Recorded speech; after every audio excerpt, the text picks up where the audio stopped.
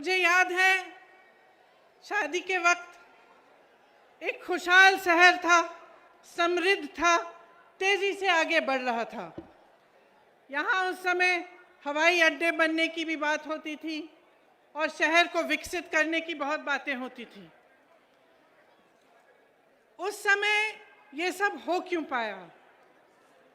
क्योंकि आपके हुनर के साथ साथ, व्यापारियों के मेहनत के साथ साथ, मजदूरों के मेहनत के साथ साथ आपको के पास एक ऐसी सरकार थी जिसने आपका समर्थन किया, जिसने आपको आगे बढ़ने के लिए, आपको विकसित बनाने के लिए मदद किया।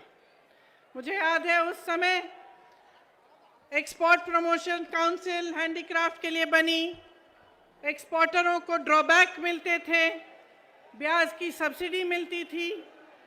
राजीव गांधी जी, मेरे पिताजी ने कारोबारियों के लोन भी माफ़ किए, टैक्स में भी मदद होती थी। उस तरह से यहाँ का कारोबार बहुत बड़ा, आपका ये शहर फूला फला आगे बढ़ा। आज स्थिति क्या है? आज हालात क्या हैं? जहाँ 8,000 करोड़ रुपए का कारोबार होता था, निर्यात होता था यहाँ से, आज 2,000 करोड़ घट गया है। सिर्फ पिछले 5-6 सालों में 3 लाख कारीगरों की रोजी रोटी खत्म हो चुकी है। भाजपा की नीतियों ने कारोबार, आपके भविष्य को बर्बाद किया है। सबसे पहले तो नोटबंदी लागू की, इससे आपको बहुत संकट हुआ। आपको बताया गया कि देश के लिए ये काम हो रहा है कि काला धन वापस आएगा। कोई काला धन वापस नहीं आया। आप सबको अच्छी तरह मालूम है कि क्या हुआ। उसी तरह से जीएसटी लागू की गई, जिससे आपकी कमर तोड़ी गई। निर्यातकों का ड्रॉबैक खत्म किया गया, ब्याज पर सब्सिडी नहीं मिलती, कारीगरों को दिहाड़ी आधी हुई, कारोबारों में मंदी हुई, बिजली महंगी हुई, डीजल महंगा हुआ, कच्चा माल महंगा हुआ। उधर चीन तेजी से आगे बढ़ रहा था। जिस तरह से उन्होंने एक एक हुनर को लेके पूरे शहर में इंफ्रास्ट्रक्चर बनाया, उस तरह से हमें यहाँ पे भी बनाना चाहिए था।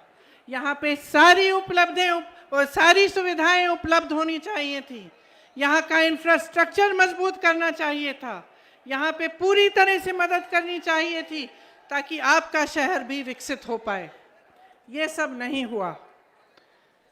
आपने पीतल नगरी बनाई, उद्योग नगरी बनाई, अपने हाथों से, अपने खून, अपने पसीने से बनाई। ये सरकार सिर्फ अंधेर नगरी बनाती है और अंधेर नगरी का चौपट राजा है। व्यापार आज पूरे प्रदेश में चौपट है, युवाओं का भविष्य चौपट है, खेती किसानी चौपट है, महंगाई से घर का बजट चौपट है।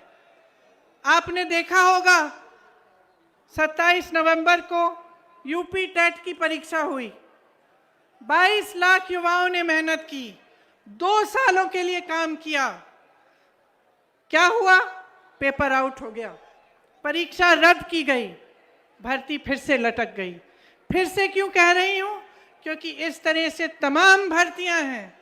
मैं ऐसे लोगों से बात कर चुकी हूं, ऐसे युवाओं से बात कर चुकी हूं जो 6 सालों से नियुक्तियों का इंतजार कर रहे हैं, जिन्होंने 4-5 परीक्षाएं दे दी हैं, लेकिन आज तक उनको रोजगार नहीं मिला। यहाँ पेपर आउट हुआ, नई बात नहीं थी। 12 परीक्षाओं में इस तरह से हुआ है। 10 लाख से अधिक सरकारी पद खाली पड़े हैं, लेकिन युवाओं को रोजगार नहीं मिल रहा। योगी आदित्यनाथ जी बयान देते हैं कि उत्तर प्रदेश में नौकरियां बहुत हैं, नौकरी योग्य युवा कम है।